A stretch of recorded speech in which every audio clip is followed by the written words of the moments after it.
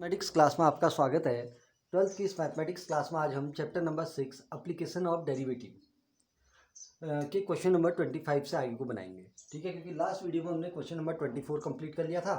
तो आज इस वीडियो में हम ये जो 6 चैप्टर है इसकी 6.5 एक्सरसाइज को समाप्त करते हैं। ठीक है, और बहुत इंपॉर्टेंट क्वेश्चन है। तो क्वेश्चन क्या दिया हुआ है, सिद्ध करें कि दी हुई तिर्यक ऊंचाई और महत्तम आयतन वाले शंकु का अर्ध शीर्षकोण tan−1√2 होता है। ठीक है, तो इसमें हमको दिया क्या है, एक शंकु दिया हुआ है। इस शंकु की हमको तिर्यक ऊंचाई L दे रखी है। L इसका मतलब नोन है, कांस्टेंट है। ठीक है, तो अननोन क्या है, शंकु की त्रिज्या मान लिया हमने, माना शंकु की त्रिज्या क्या हो गई, R हो गई, और शंकु की ऊंचाई क्या हो गई, H हो गई, ये हमने मान लिया।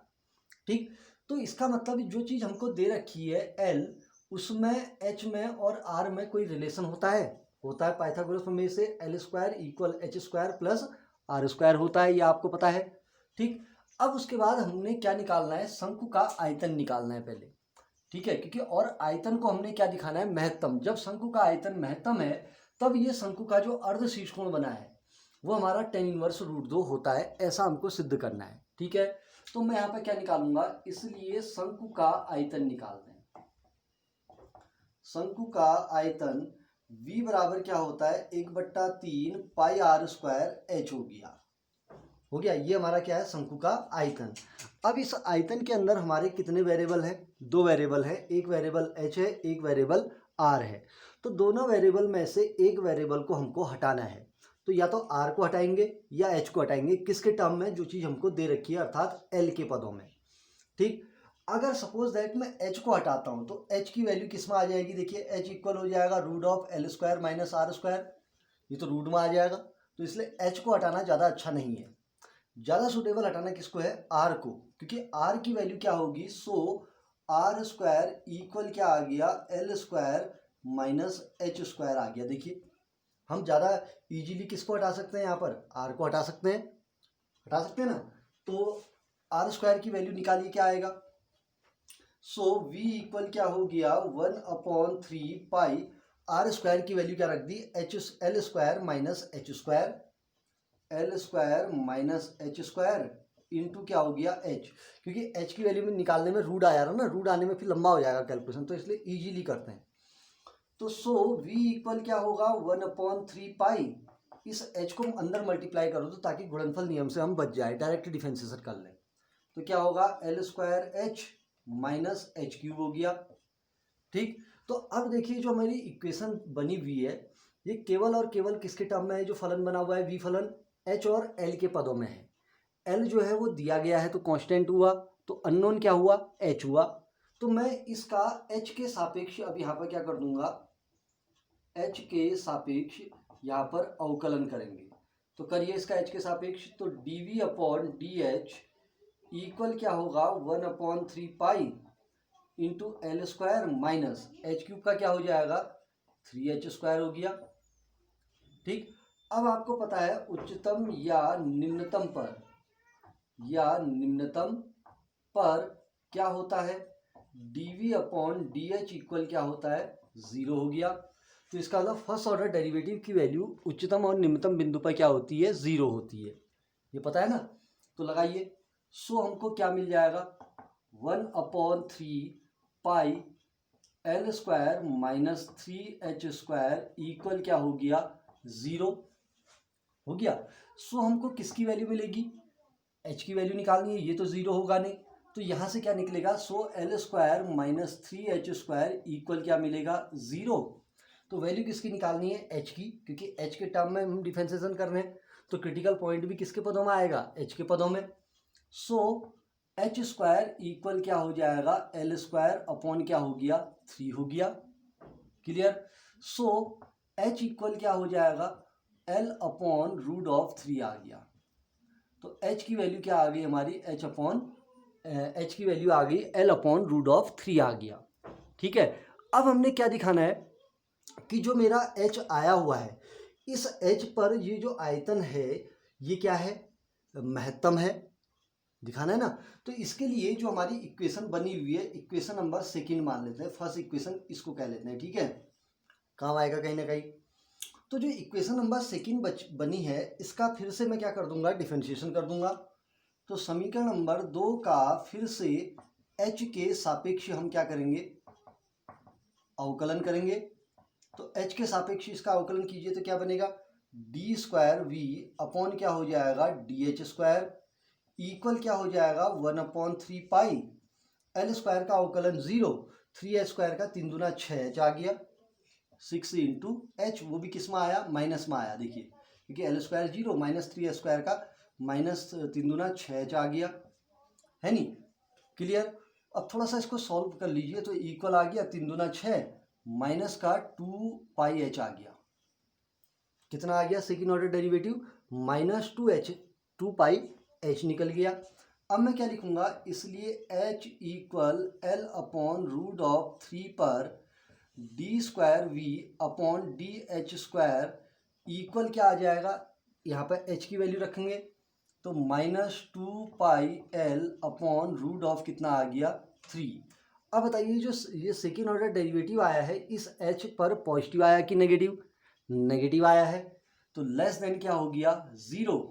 तो इसलिए h equal l upon root 3 पर मेरा जो आयतन है कैसा है, सोच के बताइए। ये कंडीशन किसकी थी, उच्चतम की थी, पर आयतन क्या होगा, महत्तम है। तो इसका मतलब इस h पर ये जो आयतन होगा वो क्या होगा, महत्तम होगा। तो हमारा आधा क्वेश्चन सॉल्व हो गया, आयतन को मैंने क्या दिखा दिया, महत्तम दिखा दिया।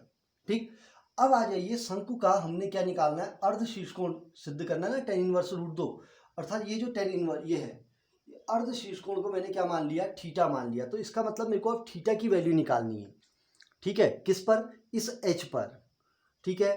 तो और थीटा की वैल्यू को किसके टर्म में निकालना है, tan के। अब एक ही बताइए tan थीटा इक्वल क्या होता है, थोड़ा रफ काम करेंगे। तो tan थीटा बराबर होता है लंब बट्टा आधार, तो इसके लिए लंब क्या है, r upon h, r upon h। तो इसका मतलब tan थीटा की वैल्यू निकालने के लिए मेरे को किसकी वैल्यू चाहिए, r की वैल्यू चाहिए, ये अपने दिमाग में रखना है। h तो हमको पता है, तो अब किसकी वैल्यू निकालेंगे हम, r की वैल्यू कहाँ से, समीकरण नंबर 1 से।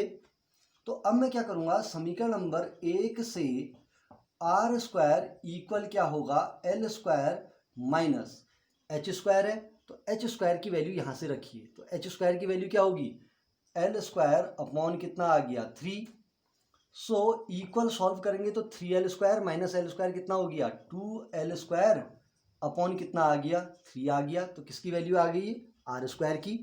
सो आर इक्वल क्या हो जाएगा, इसका सॉल्व कीजिए, आर इक्वल एल स्क्वायर का रूट एल हो गया, l into root of 2 upon क्या आ गया 3। ये किसकी वैल्यू आ गई, आर की वैल्यू आ गई। क्लियर है, आर की वैल्यू क्यों निकाली, क्योंकि tan थीटा निकालने के लिए, क्योंकि tan के टर्म में एंगल निकालना है, ठीक है। tan के टर्म में अगर एंगल निकालना है तो थीटा की वैल्यू निकालने के लिए, tan थीटा का मान निकालने के लिए मेरे को किसकी वैल्यू चाहिए, आर और एच की वैल्यू चाहिए, ठीक है। एच की वैल्यू पता है तो हम आर की वैल्यू निकाल रहे हैं, ठीक। तो निकालेंगे तो क्या आएगा, निकल गई हमारी, ठीक। अब हम क्या करेंगे, माना चूंकि शंकु का अर्ध शीर्ष कोण, शंकु का अर्ध शीर्ष कोण, शीर्ष कोण क्या है मेरा, थीटा है। देखिए शंकु का जो अर्ध शीर्ष कोण आ रहा है वो इस डायग्राम में कितना इंडिकेट किया हुआ है, थीटा में इंडिकेट किया मैंने, ठीक है। इसलिए tan थीटा इक्वल क्या हो जाएगा, tan थीटा बराबर होता है लंब बट्टा आधार, होता है ना। तो r अपॉन क्या हो गया h। अब r की वैल्यू को रखिए, r की वैल्यू क्या है, l into root of 2 upon 3 upon h की वैल्यू कितनी है, देखिए l अपॉन रूट 3। तो l अपॉन कितना आ गया, रूट ऑफ 3 आ गया। तो l से l कैंसिल, रूट 3 से रूट 3 कैंसिल, तो क्या बचेगा, tan थीटा इक्वल बच गया रूट ऑफ 2 बच गया। सो थीटा इक्वल क्या हो जाएगा, tan इनवर्स रूट ऑफ क्या आ गया 2 आ गया, आया नहीं आया। तो इसलिए शंकु का अर्ध शीर्ष कोण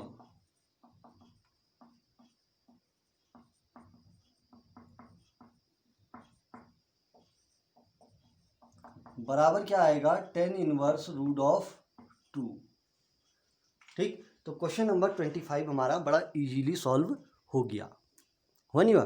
तो क्वेश्चन नंबर 25 एक बार बनाएंगे, वेरी वेरी इंपॉर्टेंट क्वेश्चन है। ठीक, चलिए अब आते हैं क्वेश्चन नंबर 26। तो एक बार देखेंगे 26 क्वेश्चन क्या कह रहा है।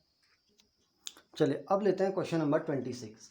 तो क्वेश्चन नंबर 26 कह रहा है, सिद्ध कीजिए कि दिए हुए पृष्ठ और महत्तम आयतन वाले लंबवृत्तीय शंकु का अर्धशीर्ष कोण साइन इनवर्स 1/3 होता है। ठीक, तो इसमें दिया क्या हुआ है, एक शंकु दिया हुआ है और शंकु का पृष्ठ दिया हुआ है। ठीक है, और हमने शंकु के इस दिए गए पृष्ठ पर शंकु के आयतन को क्या दिखाना है, महत्तम दिखाना है। ठीक, फिर उसके बाद हमने क्या करना है, जब शंकु का आयतन महत्तम हो जाता है तब लंबवृत्तीय शंकु का अर्धशीर्ष कोण कितना होता है, साइन इनवर्स 1/3 होता है। सेम टू सेम पुराने क्वेश्चन जैसा ही है नहीं। तो अब इसको सॉल्व करेंगे तो हमको दिया क्या है, देखिए एक शंकु दिया हुआ है, दिया है ना, एक हमको शंकु दिया हुआ है। ठीक, ये इस शंकु की क्या हो गई, ऊंचाई h हो गई, ये इसकी तिर्यक ऊंचाई l हो गई, और ये शंकु की क्या हो गई, त्रिज्या r हो गई ना। तो इसमें हर चीज अभी क्या है, अननोन है, h भी अननोन है, r भी अननोन है, l भी क्या है, अननोन है। तो हम यहाँ पे क्या लिखेंगे, माना शंकु की ऊंचाई बराबर क्या हो गया, h, माना शंकु की त्रिज्या बराबर क्या हो गया हमारा, r हो गया, और l क्या होता है, तिर्यक ऊंचाई होती है, जहां पर बिकॉज l स्क्वायर इक्वल क्या होता है, r square plus h square, same to same चीजें हैं जो हमने पहले वाले में किया था ना। क्लियर। अब उसके बाद दिया हुआ पृष्ठ है शंकु का, तो हमको दिया क्या है, बिकॉज शंकु का पृष्ठ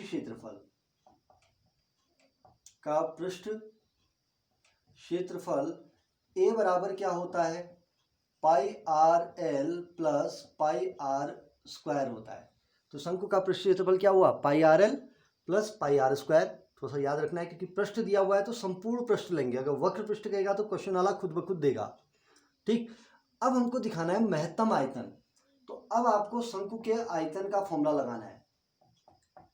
ठीक है, तो शंकु का आयतन v बराबर क्या हुआ, 1/3 पाई आर स्क्वायर h हो गया ना। तो इस जो हमारे जो चीज हमको दे रखी है, दिया गया क्या है, पृष्ठ क्षेत्रफल a, तो इसका मतलब पृष्ठ क्षेत्रफल a मेरा क्या होगा, कांस्टेंट होगा ना। अब शंकु का जो आयतन v है, इसमें कितने वेरिएबल आए हैं, दो, एक वेरिएबल r है, एक वेरिएबल h है नहीं। तो दोनों वेरिएबल में से एक वेरिएबल को हम हटाएंगे, किसके टर्म में, a के टर्म में हटाएंगे। ठीक, तो a के टर्म में यदि हम उसको हटाएंगे तो कैसे हटाएंगे, एक बार ध्यान से देखें। तो इसमें देखिए कितने वेरिएबल हैं, 3 वेरिएबल हैं, एक वेरिएबल r है, एक वेरिएबल h है, एक वेरिएबल l है। बट हमको यहाँ पर r और h को ऐसे हटाना है कि वो सारा का सारा मान किस में आ जाए, दोनों में से एक वेरिएबल हट के a के टर्म में आ जाए ना।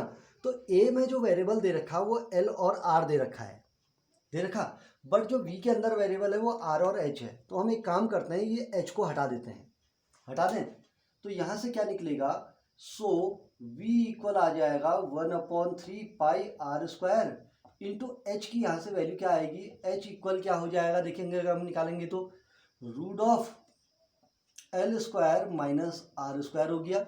क्यों, अरे l square equal r square minus s square है, तो h इक्वल क्या होगा, root of l square minus r square. तो यहाँ पर रखेंगे तो क्या बन जाएगा, 1/3 pi r square into h की वैल्यू आ गई root of l square minus क्या हो गया, आर स्क्वायर। तो ये किसकी वैल्यू हो गई, v की वैल्यू हो गई। क्लियर। अब उसके बाद हमको शंकु का आयतन हमको पता चल गया है, निकल गया, ये r और l के पदों में है नहीं। तो अब हमको जो चीज दे रखी है a, उसके अंदर भी दो वेरिएबल हैं, एक वेरिएबल है l, एक वेरिएबल है r। तो इसकी सहायता से मैं l या r में से किसी को भी हटा सकता हूँ। तो ज़्यादा इजी हटाना किसको रहेगा, l को, क्योंकि l अगर हटेगा, क्योंकि r का वैल्यू अगर निकालेंगे तो r पर तो द्विघात है, तो ज़्यादा इजी वैल्यू किसकी निकालनी है, यहाँ से l की निकालनी है ना। तो बिकॉज a इक्वल क्या हुआ, pi r l plus pi r square, so pi r l equal क्या होगा, ये इधर प्लस में तो इधर आके माइनस में a minus pi r square हो गया। सो l इक्वल क्या होगा, a minus pi r square upon क्या हो जाएगा, r नहीं क्या होगा, pi l. Upon pi r हो गया। तो मेरी किसकी वैल्यू निकल गई, ये एल की वैल्यू निकल गई। किसके टर्म में, ए और आर के टर्म में निकल गई। तो कैसे निकाला पता चल गया, ए इक्वल पाई आर एल का हमने यूज किया। तो यहाँ से पाई आर एल को इधर पक्षांतर किया, ये इधर प्लस में था तो इधर आके माइनस हो गया, और ये पाई आर कहाँ चले गया, इसके अपॉन में चले गया। इसको हम क्या मान लेते हैं, समीकरण नंबर 1, क्योंकि बाद में काम आएगी ये। ठीक, इस एल की वैल्यू को वी पर यहाँ पर रखेंगे।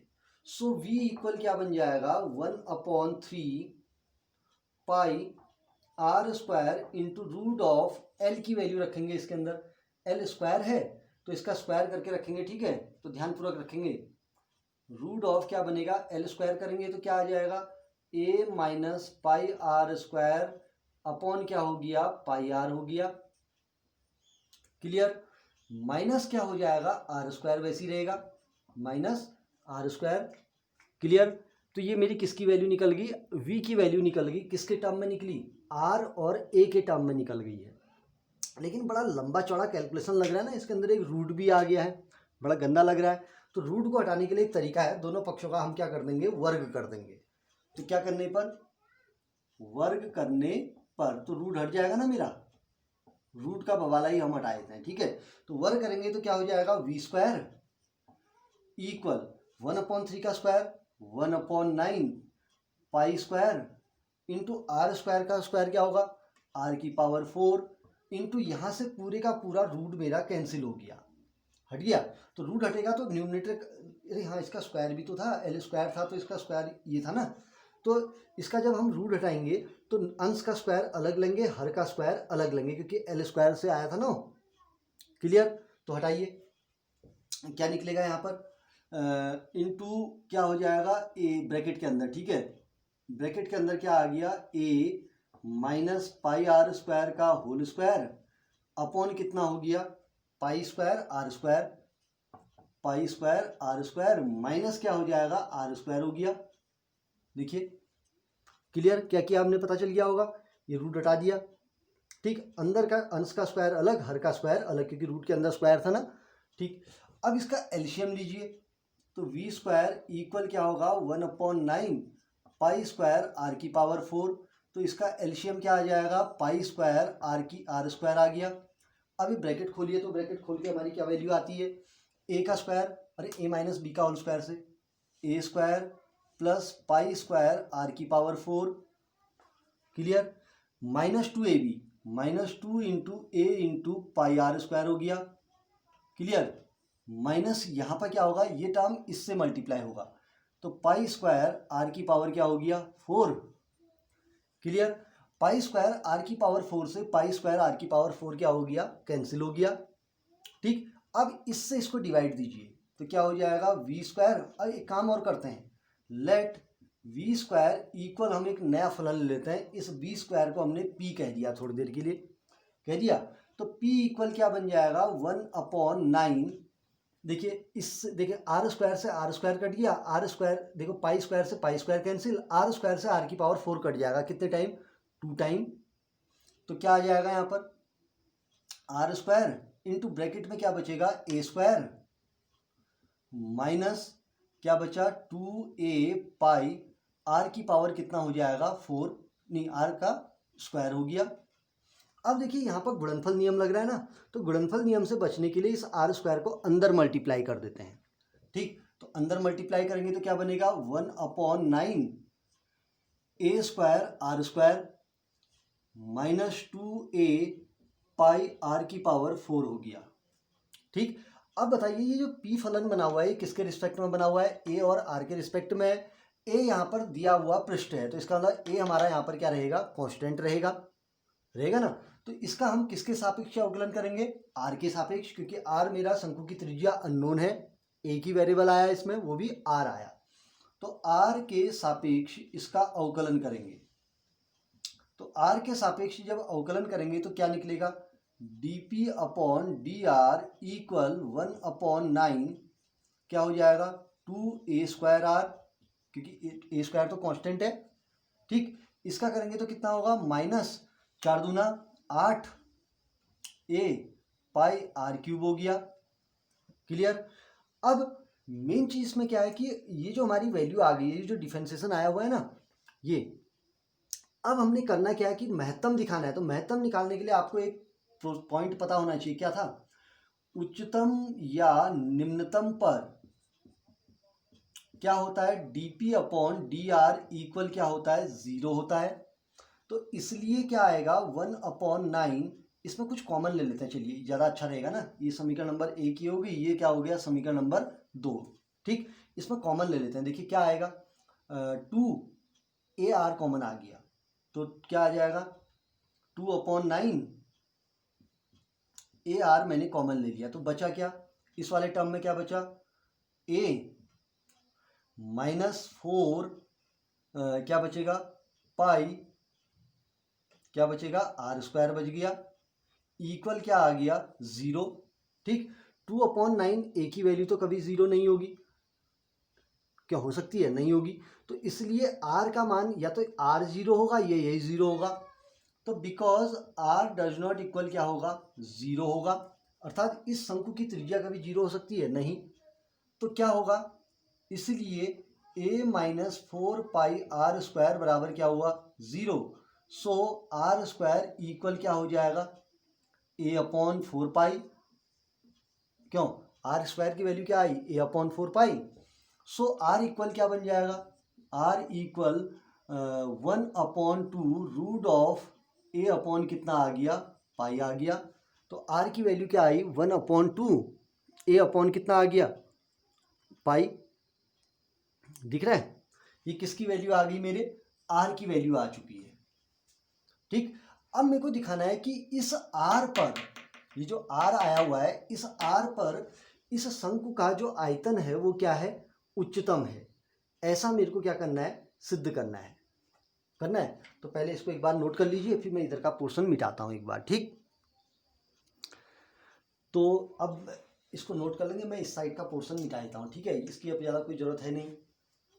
ठीक, तो इसको नोट भी करते रहेंगे। ठीक है, तो इतना पोर्शन हम हटा देते हैं, ये समीकरण नंबर 1 रहने देते हैं, क्योंकि अभी इसकी ज़रूरत है। पता है क्यों, क्योंकि हमको L निकालना पड़ेगा ना यहाँ पर कभी। ठीक, फिर डायग्राम फिर बना लेंगे, कोई बात नहीं, डायग्राम तो कॉमन डायग्राम है। तो L इक्वल ये निकला हुआ है ना, तो हम, हाँ सॉरी, हमारी R की वैल्यू निकल गई। अब हमको दिखाना है कि इस R पर जो हमारा P फलन है, ये कैसा फलन है, महत्तम है। तो इसके लिए मेरा जो समीकरण नंबर 2 बना है, इसका द्वितीय सेकेंड ऑर्डर डेरिवेटिव निकालना पड़ेगा। तो मैं क्या करूँगा, जो समीकरण नंबर 2 है, समीकरण नंबर 2 का फिर से मैं R के सापेक्ष क्या करूँगा, यहाँ पर अवकलन करूँगा।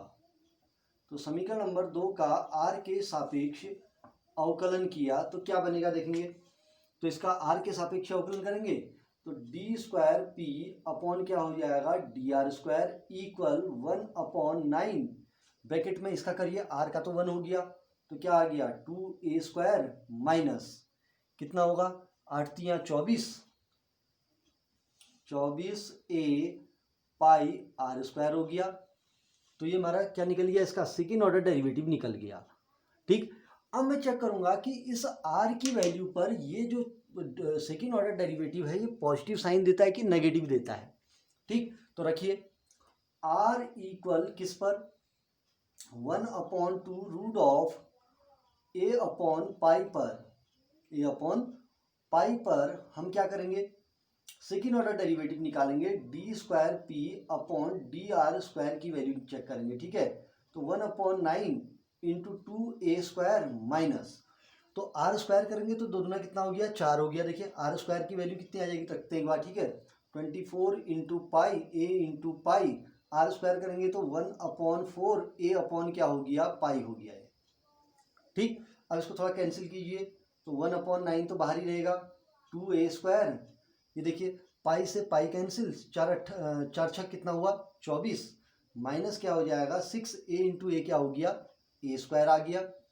तो इक्वल मेरा क्या आ गया, इसको सॉल्व कीजिए, 2 में 6 घटेगा तो -4, तो कितना आया, -4a² अपॉन कितना आ गया, 9 आ गया। ठीक, तो ये सब नोट हो गया। तो इसको मैं मिटा दूँ सब, इसकी अब कोई ज़्यादा ज़रूरत है नहीं, क्योंकि इधर का हमारा सारा का सारा कैलकुलेशन हो चुका है। अब हमने केवल शंकु का अर्ध शीर्ष कोण निकालना है, उसकी कैलकुलेशन अब करेंगे। ठीक, तो अब ये जो समीकरण नंबर 1 है, ये एल वाली मैं साइड में लिख देता हूँ। एल इक्वल क्या निकला था, a minus pi r square upon क्या निकला हुआ है, पाई आर निकला हुआ है। ये हमारी क्या थी, इक्वेशन नंबर फर्स्ट थी। तो इसकी जरूरत अभी आपको लास्ट में पड़ेगी। ठीक, तो अब एक ही बताइए, यहाँ पर जो इसका साइन आया है D square P upon D R square, मेरा क्या आया, लेस देन 0 आया हुआ है। ठीक, तो इसलिए मैं क्या लिखूंगा, r equal 1/2 root of a upon pi पर जो पी फलन है, क्योंकि अभी आयतन नहीं है बल्कि ये क्या है, पी फलन, पर पी क्या है मेरा, उच्चतम है। अब जो पी की वैल्यू हमने कहीं मानी हुई थी, यहाँ पर हमने क्या लिया हुआ था, पी स्क्वायर, ये पी इक्वल क्या लिया हुआ था, वी स्क्वायर लिया हुआ था ना। तो वी स्क्वायर की वैल्यू को हमने पी रखा था। अगर पी उच्चतम है, पीछे क्वेश्चन में बनाया था, तो इसलिए r equal 1/2 root of a upon pi पर वी स्क्वायर भी क्या होगा,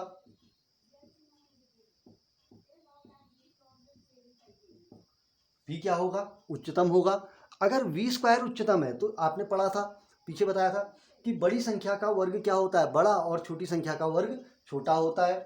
तो इसलिए वी भी क्या होगा, उच्चतम होगा, उच्चतम होगा। और वी क्या है, शंकु का आयतन है। तो इसका मतलब r equal 1/2 root of a upon pi पर जो आयतन वी है वो क्या है, मेरा उच्चतम हो गया। क्लियर। अब मेरे को क्या निकालना है, ये हमारा कैलकुलेशन लगभग आधा पार्ट क्वेश्चन का हो चुका है। आयतन को हमने महत्तम दिखा दिया है। अब देखिए, ये हमारा शंकु बनाया हुआ था। ठीक, ये एच हो गया, ये आर हो गया, ये एल हो गया। तो मेरे को शंकु का अर्ध शीर्षकोण थीटा निकालना है। किसके टर्म में निकालना है, साइन के। तो साइन थीटा इक्वल क्या होगा यहाँ पर, अरे लंब बट्टा कर्ण, अर्थात आर अपॉन एल होता है। क्या होता है, आर अपॉन एल होगा। तो आर अपॉन एल होता है, तो आर की वैल्यू तो मेरे को पता है। अब वैल्यू किसकी निकालनी है, एल की निकालनी है। तो एल की वैल्यू हम निकालने के लिए जो हमने समीकरण नंबर 1 बनाई थी, याद है वो कौन सी वाली थी, एल इक्वल हमने क्या बनाया हुआ था समीकरण नंबर 1 को, सोच के बताइए। एल इक्वल बनाया हुआ था ए माइनस क्या था, पाई आर स्क्वायर अपॉन क्या था, पाई आर था। ये समीकरण नंबर 1 थी ना। तो ये जो हमारी आर की वैल्यू है, इसको यहाँ पर रख के हम एल की वैल्यू निकालेंगे। ठीक, तो समीकरण नंबर 1 से पता है, याद है वो समीकरण, पीछे देखने का वीडियो को, यही है ना। तो एल इक्वल क्या निकलेगा, ए माइनस पाई आर स्क्वायर की वैल्यू रखिए। तो आर स्क्वायर करेंगे तो क्या होगा, 1/4 इंटू ए अपॉन क्या हो गया, पाई, अपॉन क्या हो जाएगा, ये वैल्यू किसकी निकली है, एल की, अपॉन क्या होगा, पाई क्या था, आर की वैल्यू क्या थी, ये थी, इंटू 1/2 रूट ऑफ क्या होगा, ए अपॉन पाई। ठीक, यहाँ पर पाई से पाई क्या हो गया, कैंसिल हो गया। तो ए माइनस ए अपॉन 4 की वैल्यू क्या आएगी, बताइए, जल्दी जल्दी सॉल्व कीजिए फटाफट, क्विक। क्या आएगी, इक्वल हो जाएगा 3a/4, 3a/4, ये तो होगा, मल्टीप्लाई बाई, इसको पलट देते हैं तो ये वैल्यू ऊपर चलेगी। तो क्या हो जाएगा, 2/पाई into root of pi upon क्या आ गया, ए।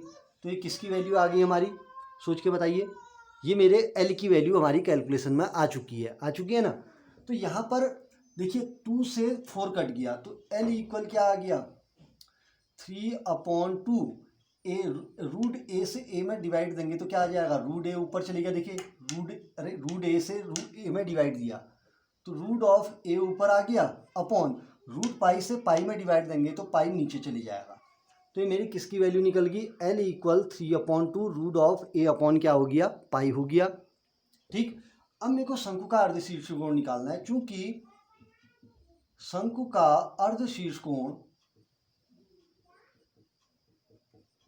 शीर्षकोण क्या है, थीटा है। इसलिए अब इस थीटा को किसके टर्म में निकालना है, साइन के टर्म में। इसलिए साइन थीटा इक्वल क्या हो जाएगा, आर अपॉन एल हो गया।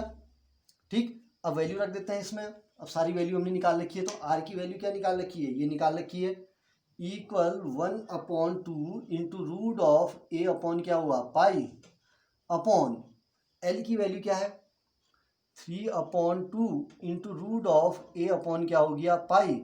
तो इस वैल्यू से ये वैल्यू क्या हो गई, कैंसिल, 2 से 2 कैंसिल, तो इक्वल कितना बच गया, 1/3 बच गया। तो साइन थीटा इक्वल 1/3 आया। सो थीटा इक्वल क्या हो जाएगा, साइन इनवर्स 1/3।